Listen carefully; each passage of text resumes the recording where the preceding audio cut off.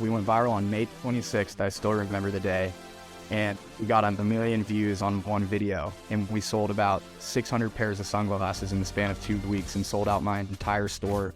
And then the following week and a half, I sold out of the rest. And I made enough money to be able to reinvest into the company and build out a whole team. Welcome back to Bite Sized. I'm super excited. I've got a really good friend of mine, an amazing entrepreneur and brand founder, Parker, on Bite Sized today. Parker is the founder and CEO of Kiora. I want to make sure I'm pronouncing that right. Yep. Kiora Eyewear. Super cool sunglasses and eyewear brand. I'm a massive sunglasses fan. So I love everything about Kiora and what Parker is building. Parker, welcome to Bite Size. Super stoked to have you here. Give a quick introduction to you, the brand, what it's all about. Yeah, so thanks for having me first off. But I started the brand. It was a COVID brand. And actually before that, when I was in high school, I came up with the name Kiora. And it was something that I was passionate about. I wanted to bring in like a unique name that ties into culture. So it's Japanese for ki, which is chi in Japanese. So it's ki and aura. And it's kind of the mix between the inner and outer energy. I was selling t-shirts out of the back of my car when I was in high school, and then got into college and lost passion for kind of like the brand and everything. But I was on Shopify back in high school, which was about 2017. And then kind of restarted the whole brand and moved away from apparel into sunglasses during COVID. And ever since, in the last couple of years, it's been just me learning the process because I was so new to the whole thing. Really didn't come from any resources while starting the brand. It was something that I went to YouTube University and learned everything along the way, and have finally hit like that catalyst where things started actually happening in the last, I would say, year. So it's been exciting. That's amazing. There's two things that stick out from that. COVID brand, I feel like, is a category of brands at this point. Brands started during COVID, and the University of YouTube. It's actually funny, just the amount of information that's out there. Like that's a whole nother like area of conversation, but just like the amount of things you can learn from the content. I think it's sometimes like there's almost too much. You got to pick a source of truth of like people you trust. But that's really cool to kind of see that. From where, from starting the brand from scratch and not really having, to your point, it's not like this is your second time doing it, like learning on the job kind of thing is super cool. I never worked for a company, that like taught me the baseline, Yeah. So, yeah. So that's kind of the inspiration behind Kiora. What's the end goal? Like, do you have an end goal in mind? What are you trying to build? What are you looking to ultimately achieve with the brand? Yeah, if I'm going to go big picture and look at the brand in like 50 years, I think right now at our price point, we're a little bit lower than the, top tier luxury brands.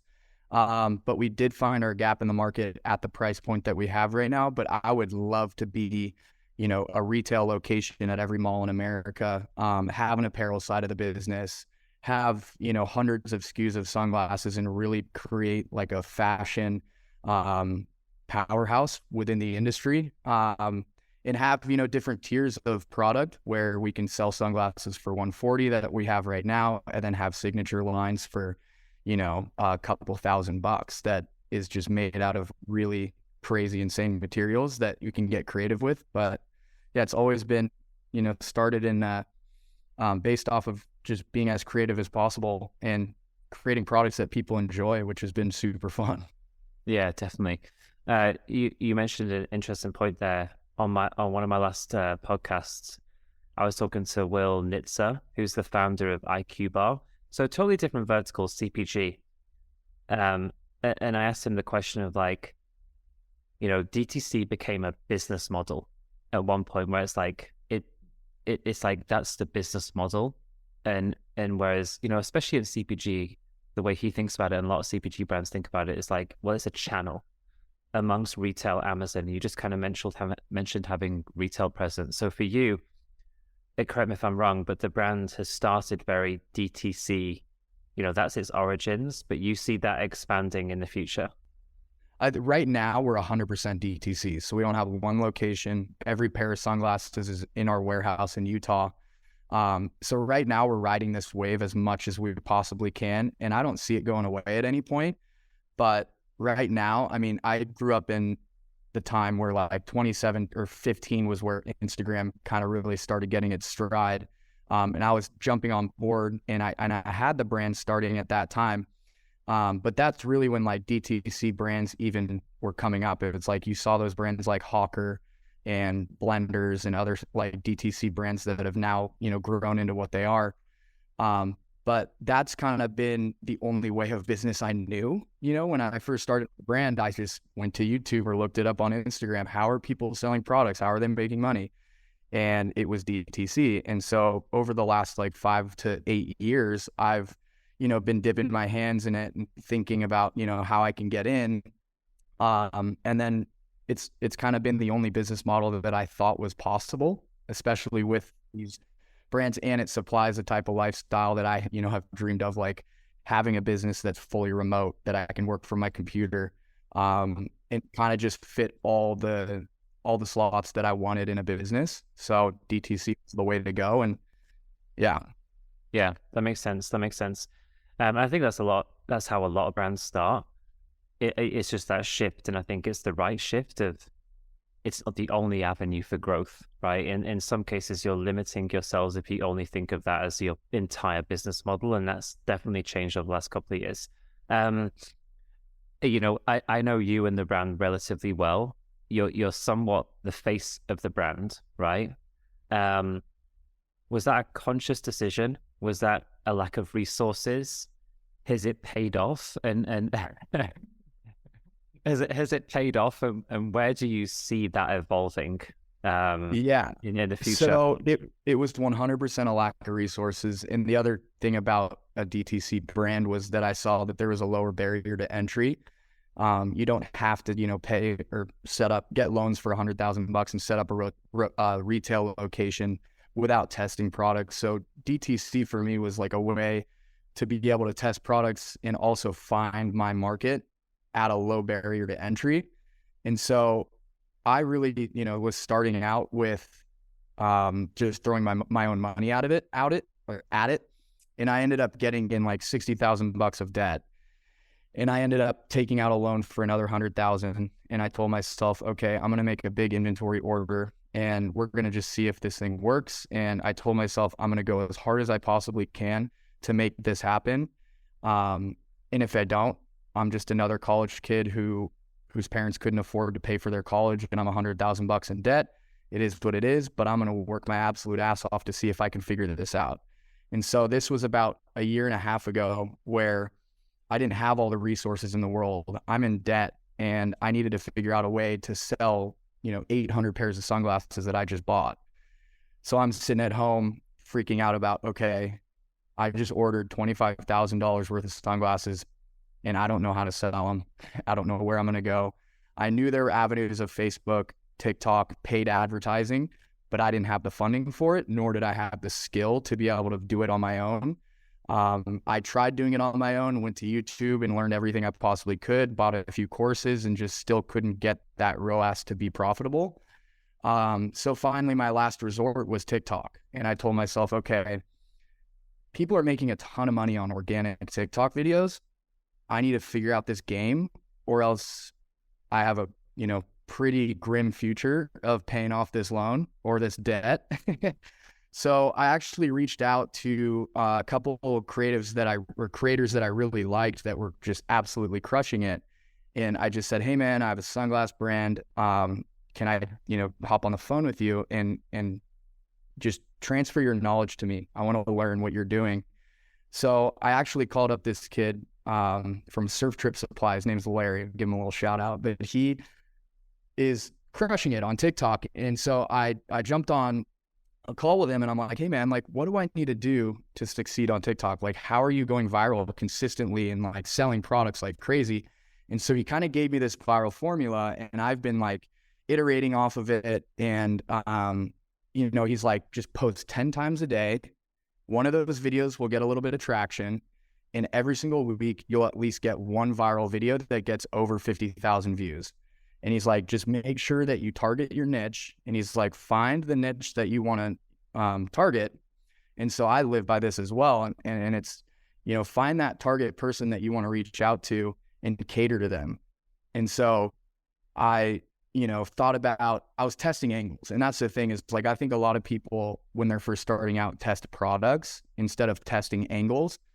And so what I did was I started testing a bunch of different angles of how I can sell this same product to somebody. And so if you're in a really saturated market, you can find holes in that market with a sales angle that people just haven't used yet. So for me, it was like luxury, vintage eyewear that's super durable. And so I found these pain points that people had based off their sunglasses. And I went to, websites like Ray-Ban, and a bunch of other big brands. And I went to their review sections and I found, okay, what's everyone on the 1-star reviews? What are they saying?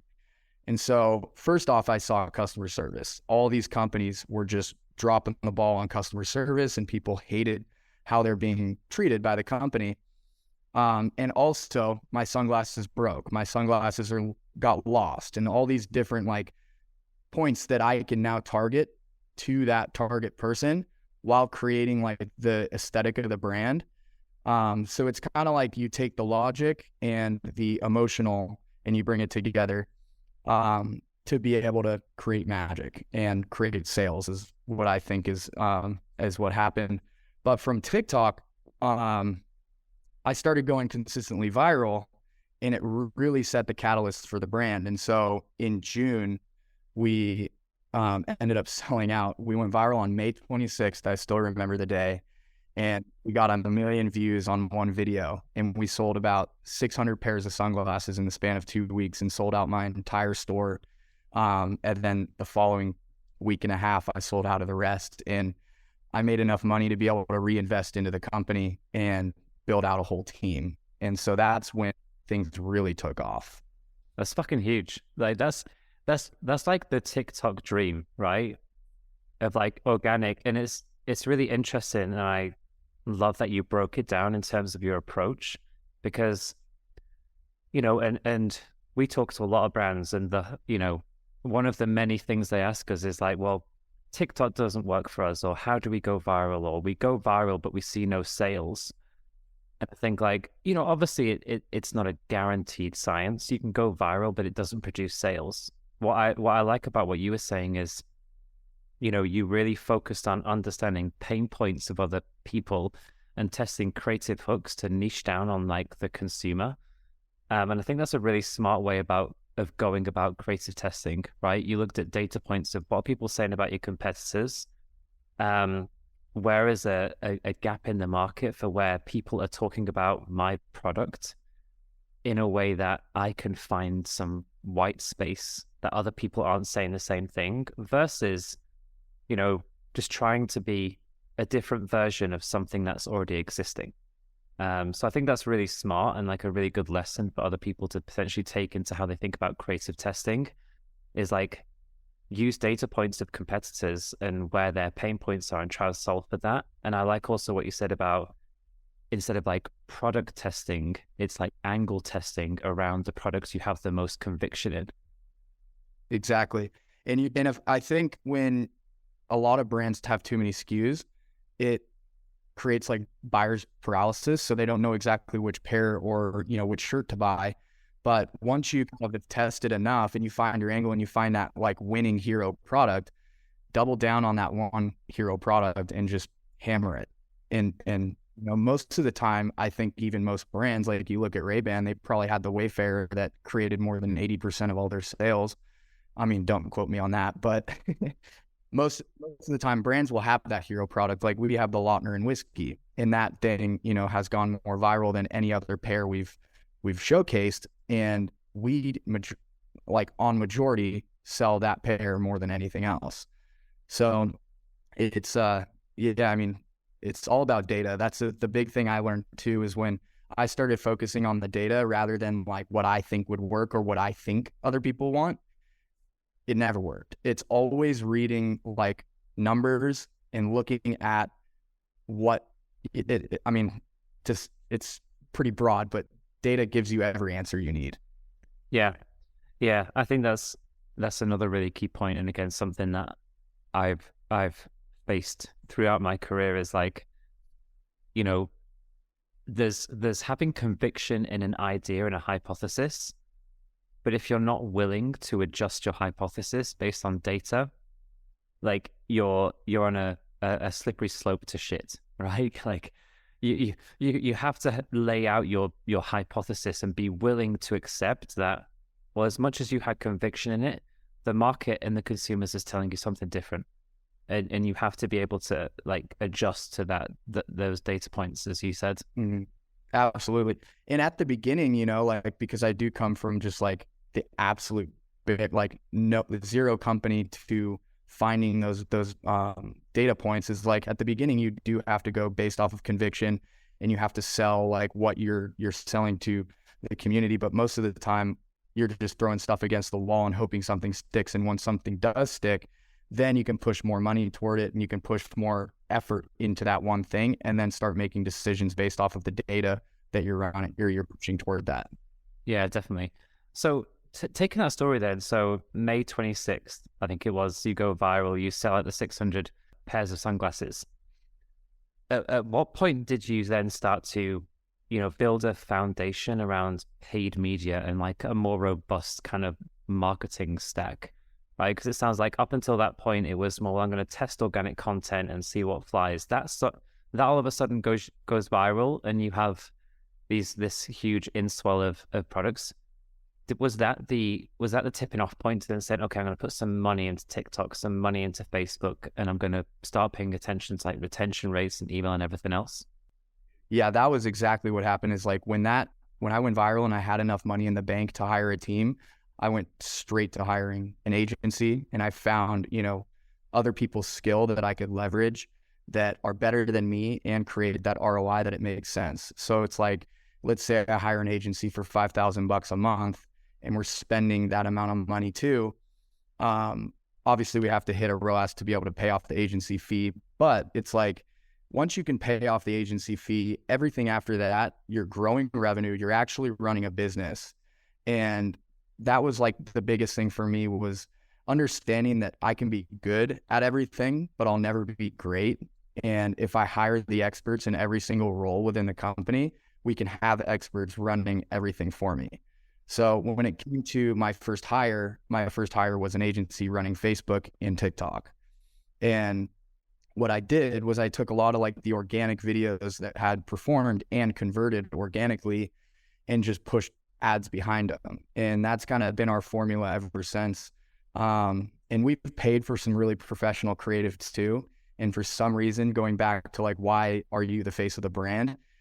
It's because I read the data, and the data showed me that all my videos outperformed the really professional videos. So why am I going to scrap these and pay more money for professional videos?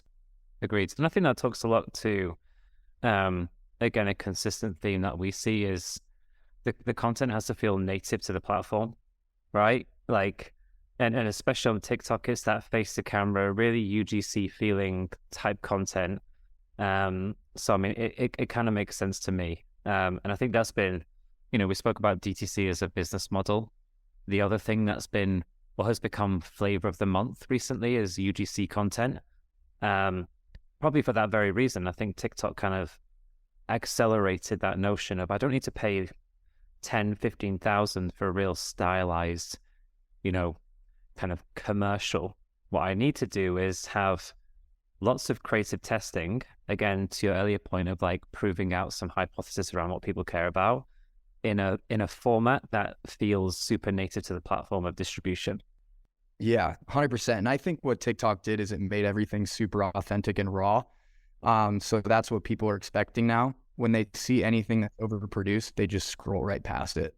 So the other thing too, I've noticed that is my top performing ad is when I'm talking to the camera, like I'm on FaceTime with someone, and, I'm selling them. I'm not talking like out of my shoes or making some theatrical thing. It's just like, hey guys, just wanted to pop on and show you a few styles. Like, these are the eye clear, these are the Lautner, these are the XL. So if you're looking at like the different styles, I would go for these ones. And if it works for you, or if it doesn't work for you, no problem. We'll do free returns and exchanges. So just check them out if you want to check them out.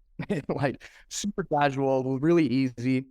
And that's been performing the best, is just making it as like personal and as a connection as I can. And as long as it's going to continue to work, I think I'm going to be the face of the brand. But I know at some point as we scale, I'm going to have to step away. And especially if we ever get acquired. So yeah, that makes sense. That's amazing. Marketing in general, so kind of taking a broader approach, there's so much you can do, right? You know, it sounds like TikTok's been such a great channel for you, but there's so many channels, things available to us as marketers, as brands. What's been your approach to like building up those layers, and what's been, outside of TikTok, what's been the most beneficial investment when it comes to marketing initiatives that have helped the brand? There are a ton of different avenues that you can go down. And my advice to that would just be pick one and dominate it. So find, whichever you think is going to perform the best. Another hypothesis that you have to test and read the data, but look at other brands similar to yours and see where they're spending most of their money. If they're on Facebook and you look at the ad library and they have a ton of different ads that have been running for months, I would, check out Facebook. Usually Facebook has higher converting traffic and just more data for the algorithm to play off of. But test Facebook, I would say, as first for us. It was Facebook and TikTok, and also just bringing in the right people to run those channels for you. And having the experts that have proven results for other people. That way, you can introduce the same level of targeting and creative testing that all the bigger brands are using. And then when it comes to like stacking and bringing on, let's say, Google, because our formula, I'll just, give the funnel is like, you got organic, Facebook, TikTok, and then underneath that, you're cleaning up with Google. And then underneath that is like SMS and email as like the cleanup hitter. But it's like, okay, when I introduced Google, what I did was I shopped around for a Google expert who can show me some clear results that they've produced for other brands.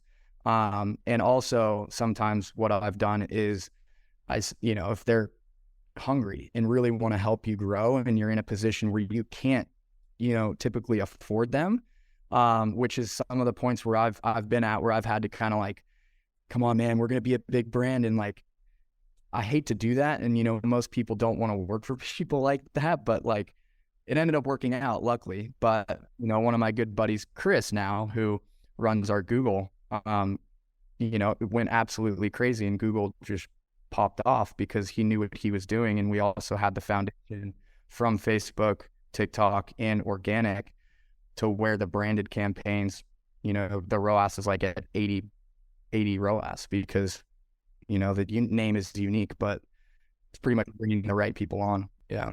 Yeah, that makes sense. We talked about it a little bit actually before the call. Like customer loyalty, LTV, customer retention, in this world where acquisition costs are rising, there's a lot of doom and gloom, but I mean, I think there's still a ton of opportunity when you get these dynamics of creative and an effectively set up paid media campaign. But like, the way we kind of frame it or think about it is like there's a scalability of acquisition, but your sustainable business model and forecastable business is a lot more kind of structured when it comes to customer loyalty. How have you approached that? What's worked really well? I'm guessing, for a multi-SKU brand like yours, a lot of it is, well, you bought this, check this out. But then, there's challenges around that because how many pairs of sunglasses can one person have? I mean, I like sunglasses, so I have quite a few. I'm sure you have hundreds because you own the brand. What's been your approach to customer retention? What's worked really well? And how are you looking at developing that moving forward? The overarching answer I would say is product. Have the over deliver with your product. We make some pretty bold claims when we're marketing, and that's, us having to be scrappy at such a, young age of a company. And so when we make these bold claims and these sunglasses show up on your front doorstep, if you open them and they don't absolutely just blow you away, then you're going to be kind of bummed. But if you have a product where you invest the extra couple bucks in that product, it may increase your costs, but it's always worth it on the back end when you over deliver on your product, you know? So I think if you can be so product focused that all you're trying to do is provide like the absolute best product or service for your customer, they're not going to want to go anywhere else, because the value that they're getting from that product, like what they're used to paying for $140 pair of sunglasses, is being we're outbeating every other brand because we focus on paying the extra couple bucks that other brands may not be willing to do.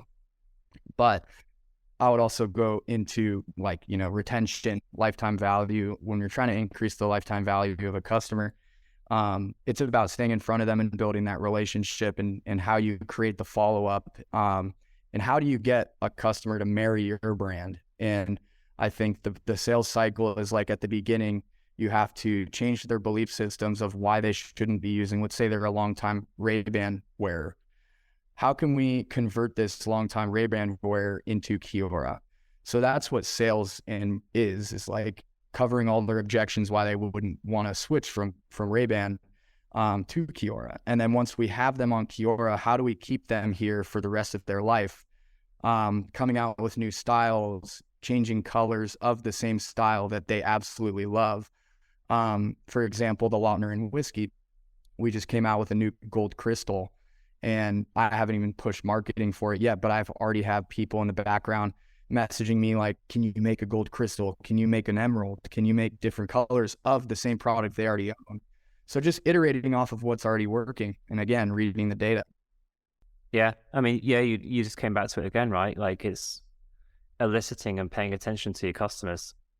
And you touched upon, like, it's quite interesting, but really powerful that everyone I'm talking to and everyone I talk to, you know, the first thing that brands are doing well when it comes to customer loyalty and retention, the first thing they say is have a really good product.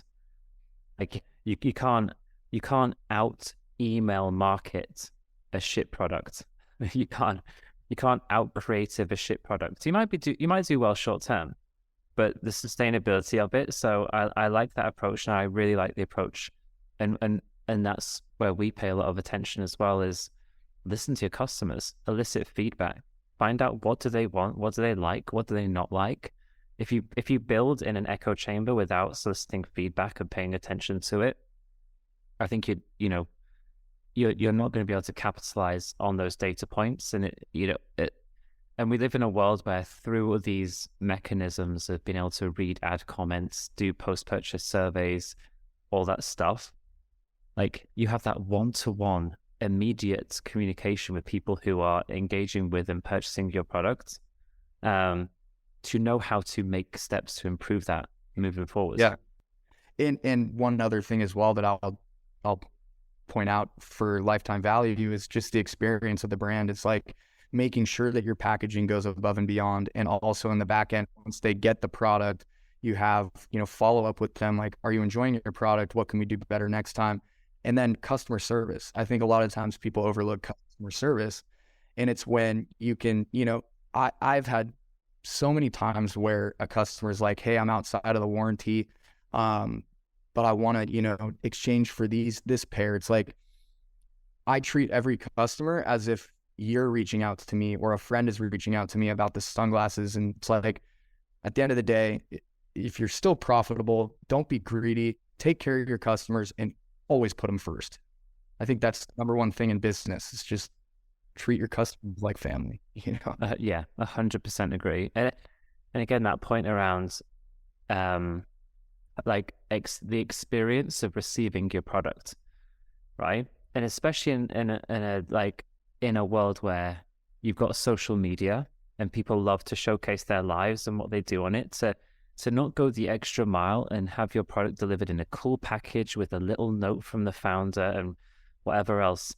It could be the best product in the world, but if it comes in a brown paper bag with like just a fucking stamp on it, you might love the product, but it's like that It's that digital word of mouth. If it comes in a cool package, without even having to ask, most people will take a picture of it and post it on their Instagram or their TikTok, or they'll show their friends because it's an experience and it's above and beyond. So I totally agree with you.